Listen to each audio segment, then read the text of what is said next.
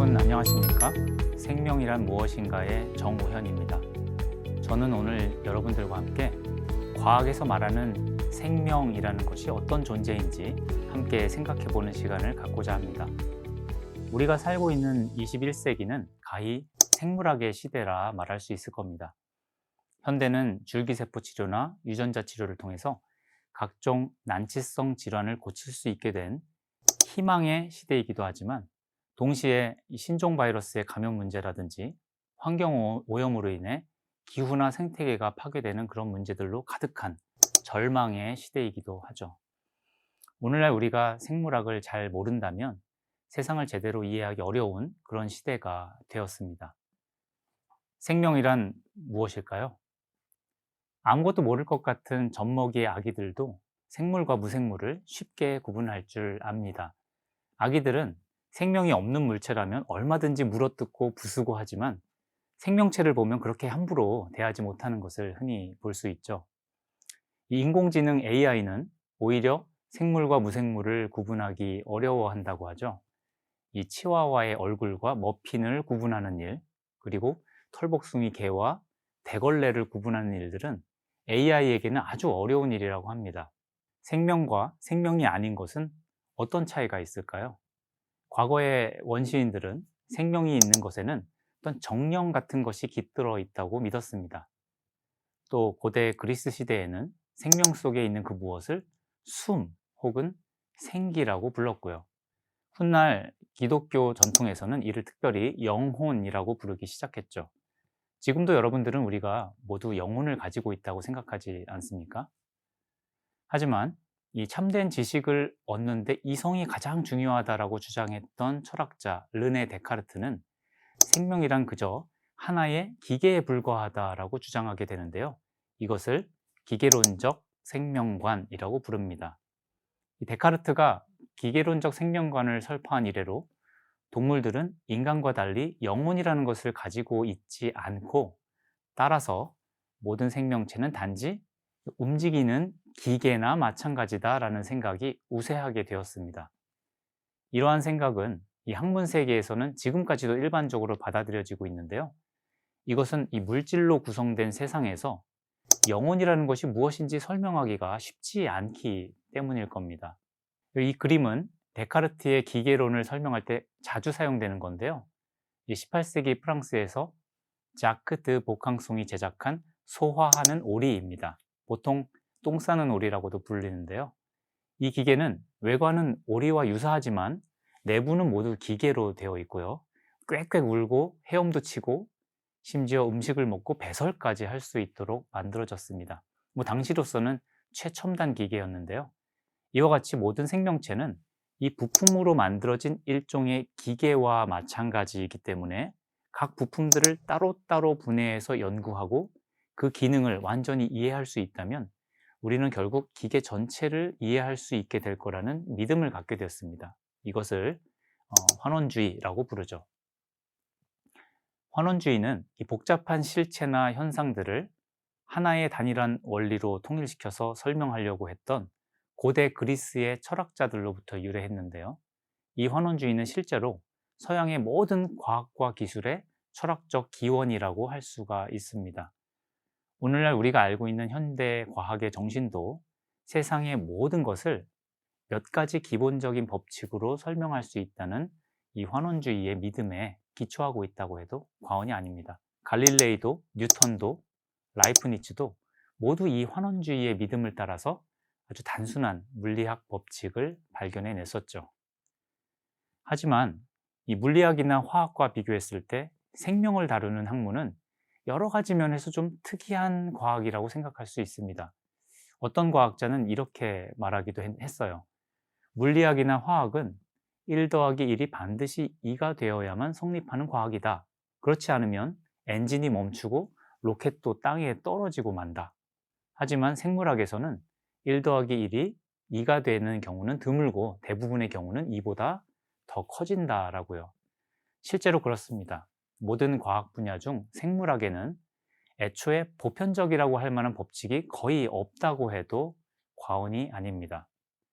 이 생물학이 다루는 생명 현상은 소위 위계 구조로 되어 있어서 생물을 구성하는 각각의 요소들이 한 단계 높은 차원에서 합쳐지면 이 하위 단계에서 보이지 않았던 전혀 새로운 속성이 나타나는 현상이 빈번한데요. 이것을 창발성이라고 부릅니다. 예를 들면 단백질이나 핵산, 지질은 각각 살아있지 않지만 그것들이 한데 모여서 세포를 만들면 그것은 살아서 움직일 수가 있게 되죠. 또 신경세포는 단지 앞에서 신호를 받아서 뒤로 전달할 뿐이지만 이들이 모여서 만들어진 뇌에서는 마음이라고 하는 놀라운 것이 생겨납니다. 또 흰개미 한 마리 한 마리는 집을 지을 만한 지능이 없지만 이 흰개미들의 집합체는 상호작용을 통해서 사람의 키보다도 더 큰 거대한 탑을 만들 수가 있습니다. 이것이 바로 창발성의 예인데요. 이런 성질들은 일반적인 물리 법칙의 인과관계로는 설명할 수 없기 때문에 생명 현상은 어떤 새로운 법칙을 따른다고 봐야 합니다.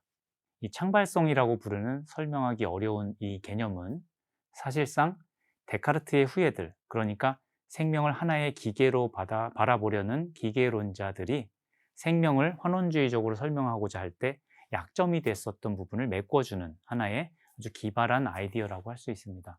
생명을 하나의 기계로 바라보는 관점이 이토록 오래 지속되어 왔다는 것은 사실 조금 이해하기가 어려운데요.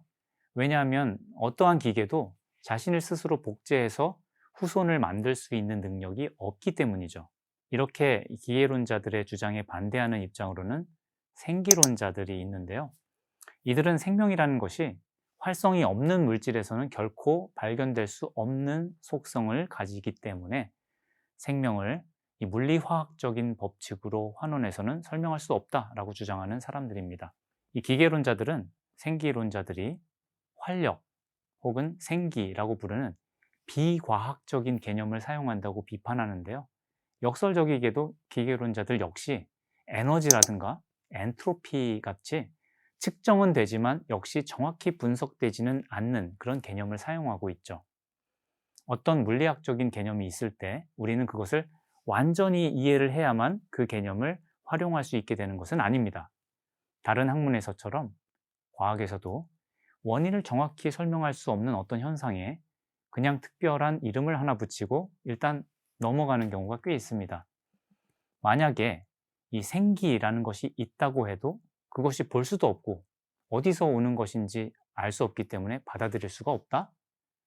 마찬가지로 과학적 개념이라고 믿어지던 중력이나 양자도약 같은 개념들도 역시 보이지도 않고 왜 그런 건지도 알 수가 없죠. 열이라는 것이 어째서 따뜻한 물체에서 차가운 물체로 흐르는지도 우리는 알지 못합니다. 이럴 때 그건 엔트로피의 법칙 때문이야 라는 식으로 부름으로써 이유는 잘 모르지만 일단 과학적으로 보이도록 만드는 것이죠. 이처럼 생명이 무엇인지를 설명하고자 할 때 이 기계론자들이 제시하는 정의나 묘사도 역시 상당 부분 공허한 진술인 경우가 많습니다. 그러나 이 생기론자들의 경우에도 역시 데카르트주의적인 설명에 반대할 목적으로는 설득력이 있지만 대안적 설명이나 이론을 제시하지는 못합니다. 생명을 생명이게 만드는 이 활력이라는 것이 어디서 나오는 것일까? 누군가가 그것을 생명에게 부여하는 것은 아닌가? 이러한 의심에서 우리가 볼 수 있듯이 이 생기론자들의 주장은 많은 경우에 목적론으로 이어질 수 있습니다. 목적론이란 생명이 우연한 존재가 아니라 어떤 목적을 가지고 만들어진 존재다라고 생각하는 것이죠. 이와 같이 목적론에 입각한 생기론은 자칫 종교적인 개념과 연결되기가 쉽고 그렇다면 이것은 과학이 생각할 수 있는 범주를 벗어나는 그런 초자연적인 영역이라 할 수 있기 때문에 이 용어를 사용할 때는 특히 주의해야 할 필요가 있습니다. 자, 생명이란 무엇일까요? 여기 1965년에 노벨상을 받았던 분자생물학자 자크 모노가 하나의 답을 제시합니다. 그는 우연과 필연이라는 책을 썼는데요. 이 제목은 고대 그리스의 원자론자였던 데모크리토스가 말했던 우주에 존재하는 모든 것은 우연과 필연의 열매다 라고 했던 문장에서 따온 겁니다. 이 자크모노는 무신론자로서 생기론을 비판했고요. 다윈의 진화론을 바탕으로 생명은 우연히 생겨난 것이다 라는 기계론적 생명관을 가지고 있는 과학자입니다. 하지만 그는 이 책에서 생명의 기본적인 특징들을 설명하면서 특별히 합목적성이라는 것을 언급합니다. 생명이란 오랜 세월 동안 진화를 거쳐서 주어진 환경에 적응한 개체들이 이어 내려온 결과죠. 그런데 모든 생명은 방금 말한 것처럼 이 환경에 적응하기 위한, 그러니까 목표 지향적인 활동이 가능하도록 프로그램화 되어진 존재라는 것입니다.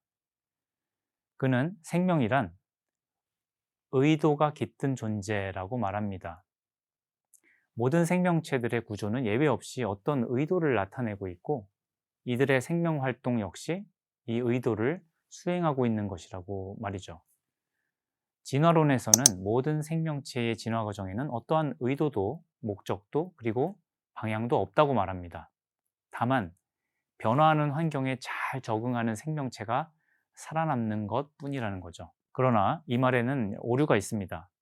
살아남으려고 한다는 것, 그리고 잘 적응하려고 한다는 것 자체가 생명이 가지고 있는 목적이자 의도라는 것을 놓치고 있다는 것이죠. 생명이란 자신을 잘 보존하고 또 복제를 통해 증식하고자 하는 이 무의식적인 의도를 가지고 있는 존재라는 뜻입니다. 만약 의도라는 것이 정말 있다면 이것은 창발성이라는 용어만으로 간단히 넘어갈 수 있는 단순한 문제가 아닐 겁니다. 이 자크모노가 인정한 생명의 합목적성은 생명체가 발생하고 증식하는 모든 과정에서 아주 명백하게 드러나는 생명의 속성 중 하나인 것이죠. 우리가 과학에는 의도와 목적이라는 게 과연 존재하지 않는다라고 말할 수 있을까요? 데모크리토스와 자크모노가 말했던 이 우연과 필연 중에서 필연이라는 것이 바로 과학적으로 설명할 수 있는 것을 의미하는 것 같지만 이상하게도 과학은 오늘날 거꾸로 우연의 편을 들고 있습니다. 이게 어떤 의미인지 다음 시간에 이어서 이야기 나눠보기로 하죠. 여기까지 들어주셔서 감사합니다.